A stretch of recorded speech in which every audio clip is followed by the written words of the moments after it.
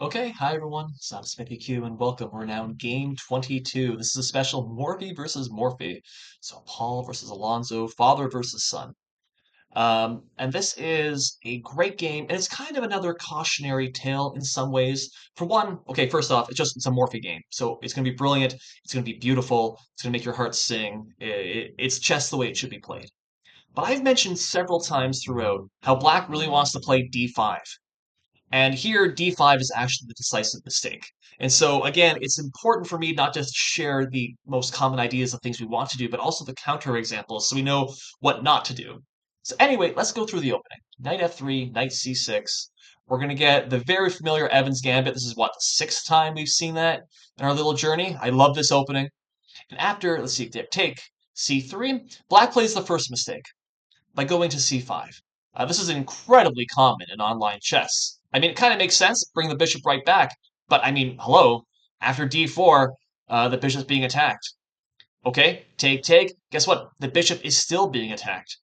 And if you calculate at this point, we've got one, two, three, four moves with the bishop on move seven. In exchange, sure, he's won a pawn, good job. White has complete control of the center, super easy development, and look how fast White is ready to castle. In fact, White's going to castle right now. Black needs to be extraordinarily careful in this sort of position. It's really easy to make mistakes. Black makes mistakes. He ends up by playing knight goes to a5. And your first thought is likely, this is moving a piece twice. It's moving it away from the center. He hasn't castled. We have castled. Woohoo, are there tactics? And if you're thinking that, excellent. That's what you should be thinking. But if you actually start calculating bishop takes f7, you're going to realize there really isn't anything there. Not yet. There's no fault. Feel free to take a look at yourself. So instead, sometimes there are tactics. Sometimes we just have to go back. And it's here, it's right now, that Black makes the critical blunder. He plays d5. And this was the whole idea, I think we could see, is if he plays d5 right now, White controls it with two squares. White controls that square with two pieces. So by chasing away the bishop, now he can play d5. Now he's flanked the center. He's ready to develop. Isn't that wonderful? But what's the problem? Yes, it's doing all those things, but the problem is this king is wide open. Now the e-file is open. We've castled. You haven't. This is not the time to open the center. When you're behind in time, behind in development, you don't have the luxury generally of playing d5 like that, especially not when the e-file is so close. Let's see how the game finishes. He ends up playing queen goes to d5. And there's a whole bunch of good moves here. What do you want to play? Knight c3 gaining tempo makes perfect sense. Rook e1 gaining tempo on the king with check makes perfect sense. Developing a piece. Bishop goes to a3, cutting off castling. That also makes perfect sense. This is the move that Morphy played. And now, again, Black is in huge trouble. I mean, Black's already in huge trouble. What do? The move that you might be thinking is knight goes to e7. Just so that way you can castle, right? Cutting off the bishop. But the problem is that you actually can't castle, can you? Even if white did nothing, if we try to castle, the knight's hanging. Whoops, that's not very good. The other problem is that we can just gang up on that knight. Rook goes to e1. How do you defend the knight? If you try something like knight goes to c6, look how white's pieces are just able to surge forward. We're going to go bishop e4, chase the queen away somewhere, remove the defender, win a piece with check. That's completely game over. Why did this happen? This happened because the center is completely open. And why that happened? Because Black opened it himself. Okay, so that's not very good. Is there something else that we can do? Maybe, sorry, after knight e7, sorry, rook e1, maybe bishop goes to e6. So we're just trying to clog it this way. But now we see the second problem, is that we're able to play knight on c3, hitting the queen. Queen moves somewhere. We can take the knight. After we recapture, we play d5, and again, it's the e-file. And it really helps that our d-pawn was able to just march all the way forward through that wide open center. Okay.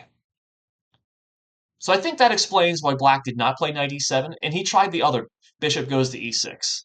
But it's basically the exact same thing we just saw without the knight. Let's develop the knight with tempo. Easiest move in the world. Let's push forward with d5. Kick that bishop away, because if that bishop moves, rook e1 is going to be decisive. Well, I mean, if we're going to lose, we might as well lose with a bunch of pawns in hand, right? So he's going to take, take, take.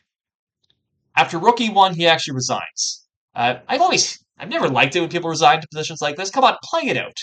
You know? So obviously, he doesn't want to just block with the knight. That loses the knight for nothing. Okay, that's not very good. He can't escape into the corner. He probably just needs to move the king. And here's how the game might have ended. We've got bishop goes to c4, hits the queen, and the queen's pinned. And so the bishop can't go anywhere. Like if you just take it, you're losing your queen.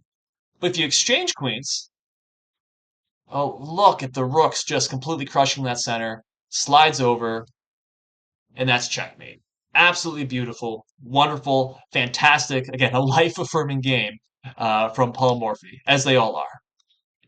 And so again, I've mentioned, I think, time and time again, how Black's move, the move he wants to make, is d5. But you can't just play d5 without calculating, without thinking. And again, hopefully it makes a lot of sense why d5 is wrong here, because your king is wide open now. You've just opened the e file. We've known from the tactical section, there's the weakness of f7. That's one. But the open e file is the source of so many defeats. Um, in online and master in all sorts of games. And so we don't want to do that until we've castled. You know what? If you can complete your development and then push D5, that is fine. Sure, it's not a perfect world where you get to do it in one go, but that is how you should be thinking. And of course, more fundamentally, you probably shouldn't be wasting time in the opening early with knight a5 as well. But anyway, that's just the idea. Yes, d5 is the move black wants to play, but you still need to back it up. All the principles that I'm teaching, I'm emphasizing throughout the course, you can't just sort of do them blindly. You still need to calculate. I hope that makes sense. Um, and that's going to be it for today. So thank you for watching, everyone. Thanks for listening. Bye for now.